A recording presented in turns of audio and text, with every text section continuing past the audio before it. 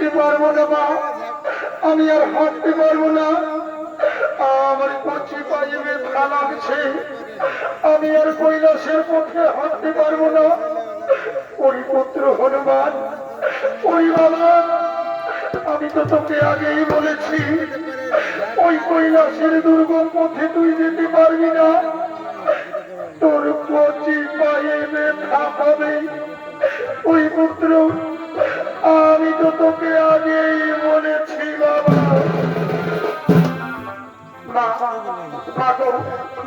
আমি আর হাঁটতে পারবো না, আমার কচি পায়ে ব্যথা লাগছে, আমি আর হাঁটতে পারবো না। ওই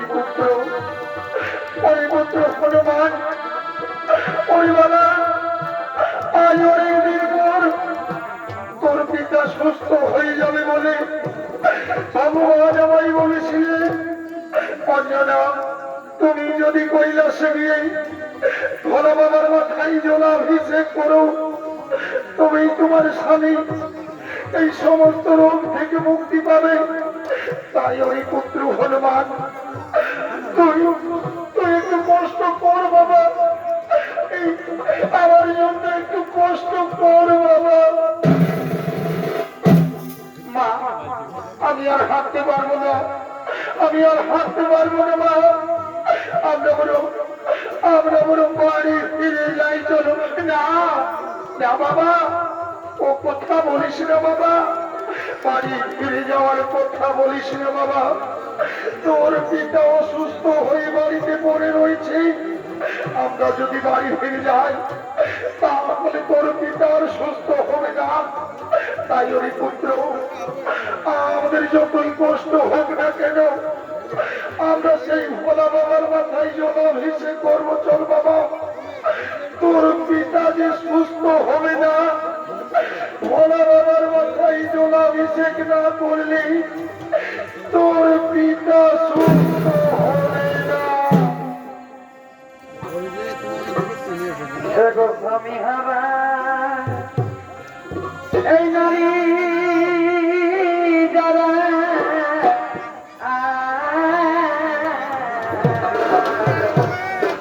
আরেক দেখে কাছে তারা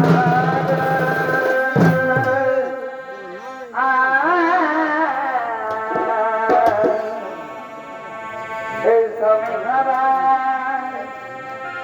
এই নারী যারা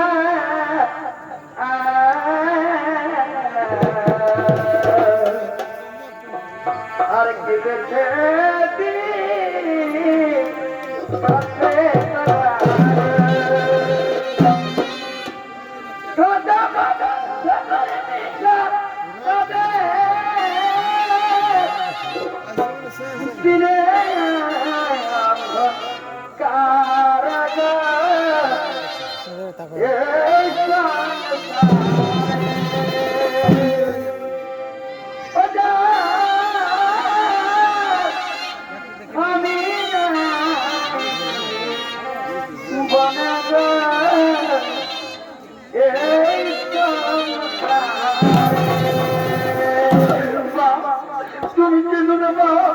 আমি যে তোমার চোখের জল সহ্য করতে পারছি না। ওই পুত্র, ওই বাবা, আমার যে কাঁদা ছাড়া আর কোনো পথ নেই বাবা, আমার যে কাঁদা ছাড়া আর কোনো পথ নেই। আকাশে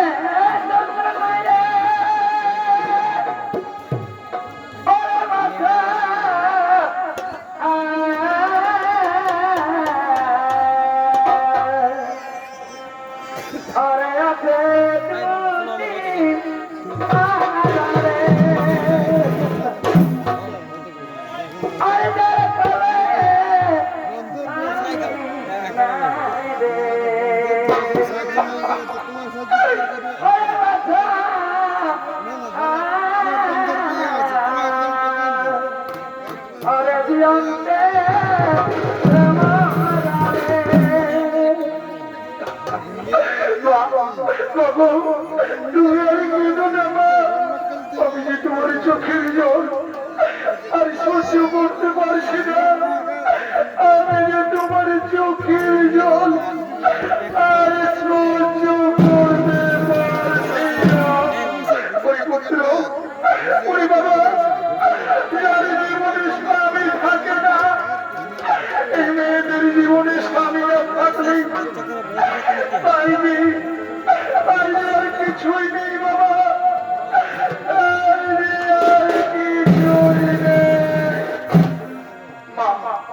মা গো, আমি আর হাঁটতে পারবো না মা, আমি আর হাঁটতে পারবো না। আমি যে ক্ষুধার জ্বালাই, আমি যে ক্ষুধার জ্বালাই ছটফট করছি, আমায় কিছু খেতে দাও না গো মা। মা গো, আমায় কিছু খেতে দাও, আমি যে অনেকদিন ধরে কিছু খাইনি। ওই পুত্র, ওই বাবা, আমি এই কৈলাসের দুর্গম পথে কোথায় খাবার পাবো বল বাবা। আয় আয় ওই পুত্র, কাঁদিস না বাবা। ওই যে দূরে একটি নগর দেখা যাচ্ছে, ওই নগরে গিয়ে আমরা ভিক্ষে করবো। আয় বাবা, তবুও কৈলাসের পথে যাত্রা করবো। আয়, আমরা নগরে নগরে ভিক্ষে করবো। ভিক্ষা দেব নগরবাসী,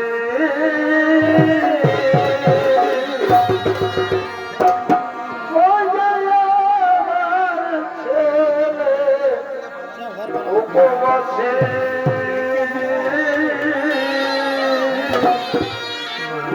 ভিক্ষা দেব।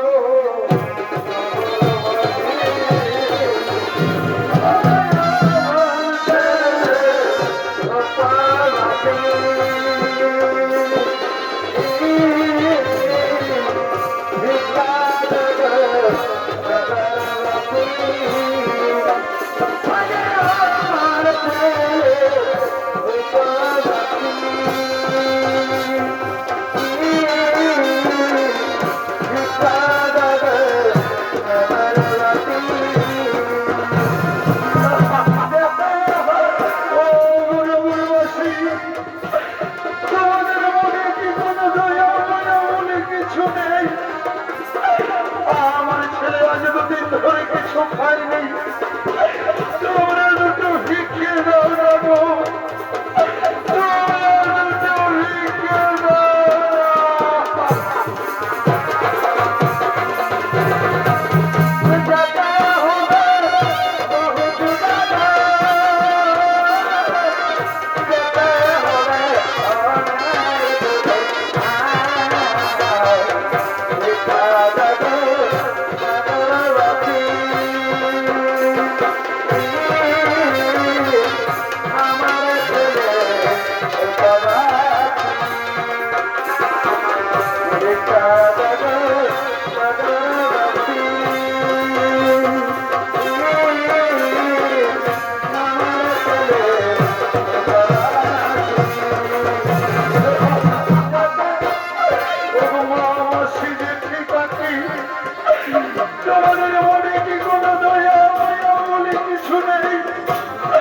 আজ আমার ছেলে অনেকদিন ধরে কিছু খাইনি, দুটো ভিক্ষে দাও না, দুটো ভিক্ষে দাও না।